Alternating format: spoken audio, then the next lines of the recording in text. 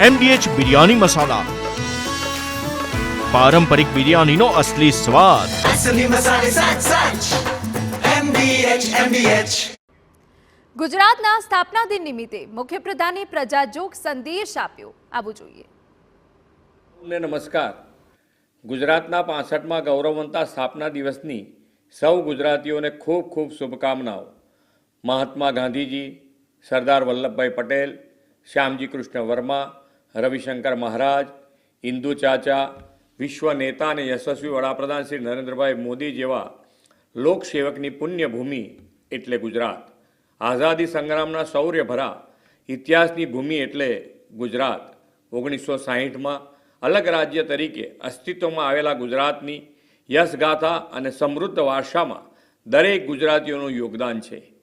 નામી અનામી જેણે જેણે ગુજરાતના ઘડતરમાં યોગદાન આપ્યું છે તે સૌના સ્મરણનો અવસર આ ગુજરાત ગૌરવ દિવસ છે.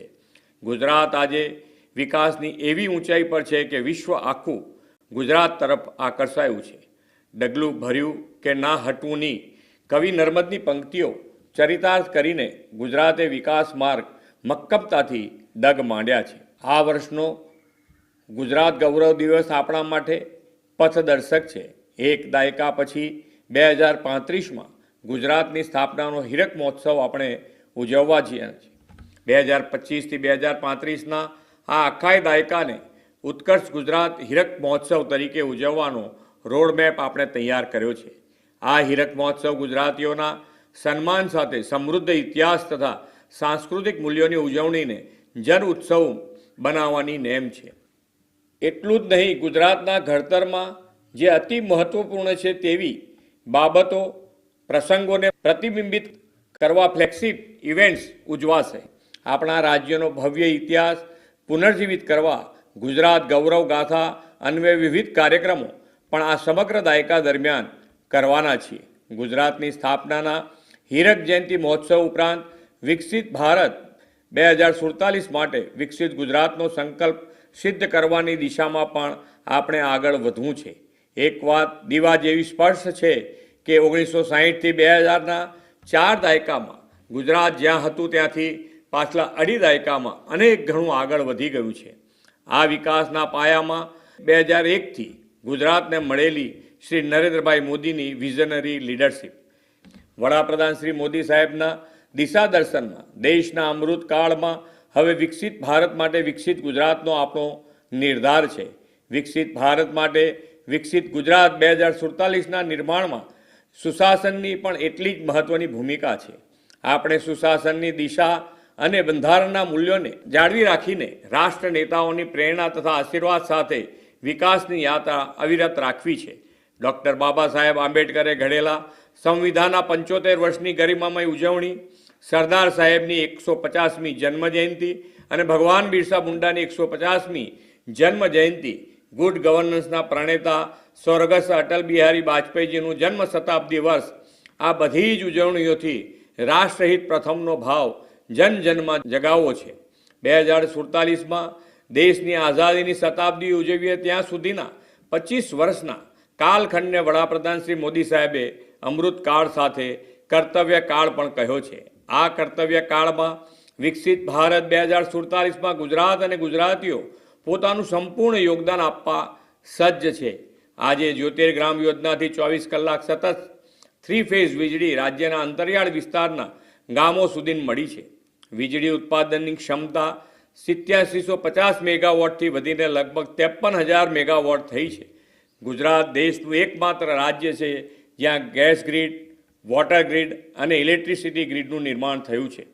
વીજળી, પાણી સાથોસાથ આરોગ્ય સેવાઓ, શિક્ષણ અને અન્ય સામાજિક સેવાઓમાં અમૂલ પરિવર્તન આવ્યું છે. સમ્યક અને સર્વેસર્ષી વિકાસ કેવો હોય તેનું ઉત્તમ ઉદાહરણ ગુજરાતે આદરણીય શ્રી મોદી સાહેબના માર્ગદર્શનમાં પૂરું પાડ્યું છે.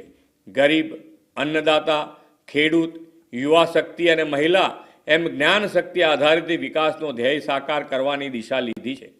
આદિજાતિ હોય કે ગરીબ, વંચિત છેવાડાનો માનવી હોય, કલ્યાણકારી યોજનાઓના લાભ 100% દરેક લાભાર્થીને પહોંચ્યો છે. વડાપ્રધાન શ્રી નરેન્દ્રભાઈ મોદીના દિશા દર્શનમાં આપણે સેચ્યુરેશન એપ્રોચ અપનાવ્યો છે.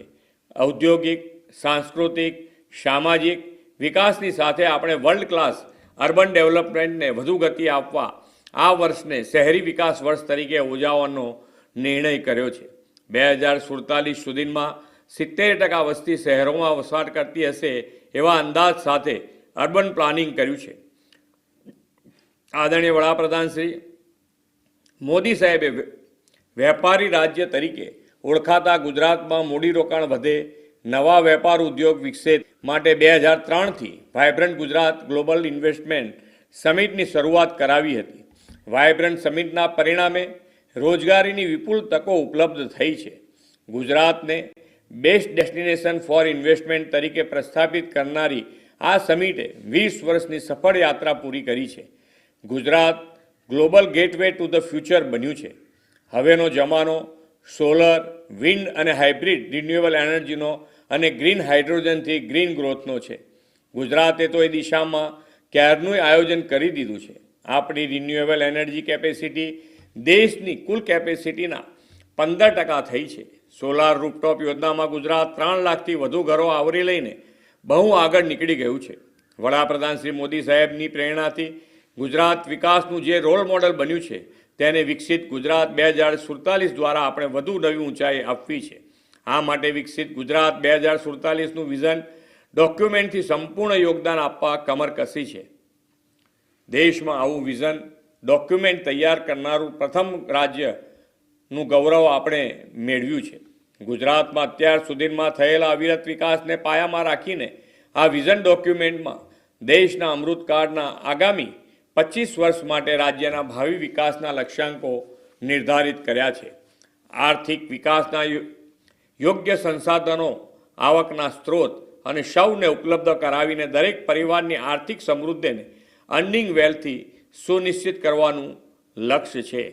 પરંપરાગત ઉપયોગથી આગળ વધીને આપણે રાજ્યમાં હાઈટેક ઇન્ડસ્ટ્રી સ્થાપવાના વેગ આપ્યો છે. સેમિકન્ડક્ટર જેવા નવા ક્ષેત્રો માટે નીતિ નિર્માણના પરિણામે રાજ્યમાં 3 સેમિકન્ડક્ટર પ્લાન્ટ આકાર લઈ રહ્યા છે. એઆઈ આધારિત ઉદ્યોગોને વેગ આપવા માટે ગિફ્ટ સિટી ખાતે એઆઈ સેન્ટર ઓફ એક્સેલન્સની સ્થાપના કરી છે. રાજ્યમાં હાઈ વેલ્યુ જોબ ક્રિએશન માટે આપણે ગ્લોબલ કેપેબિલિટી સેન્ટર પોલિસીની તાજેતરમાં જાહેરાત કરી અને ગિફ્ટ સિટી ખાતે ઇન્ફોનિયમ ટેકનોલોજીનું ગ્લોબલ કેપેબિલિટી સેન્ટર પણ કાર્યરત થયું છે.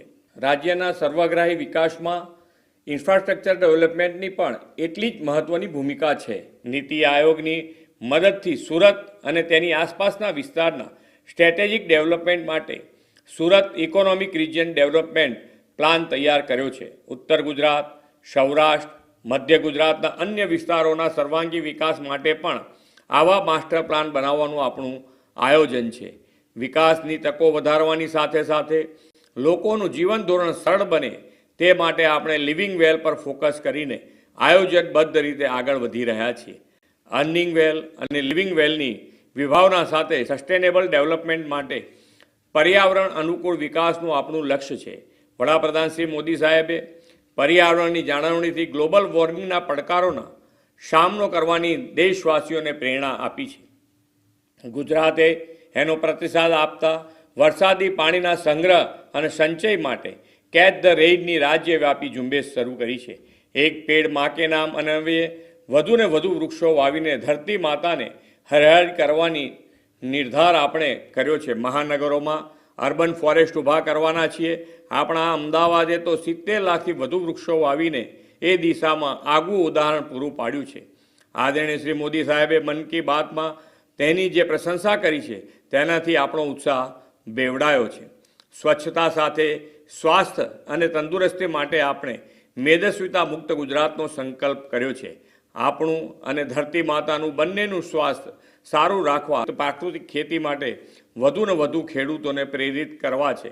વડાપ્રધાન શ્રી નરેન્દ્રભાઈ મોદીએ શરૂ કરાવેલા આવા સામાજિક જાગૃતિના અભિયાનને વેગવંતા બનાવીને દરેક નાગરિક માટે લિવિંગ વેલનું વધુ સંગીન કરવા છે. આપણો તો એક જ સંકલ્પ છે, ગુજરાત વિકાસના દરેક ક્ષેત્રમાં પ્રથમ ક્રમે રહે.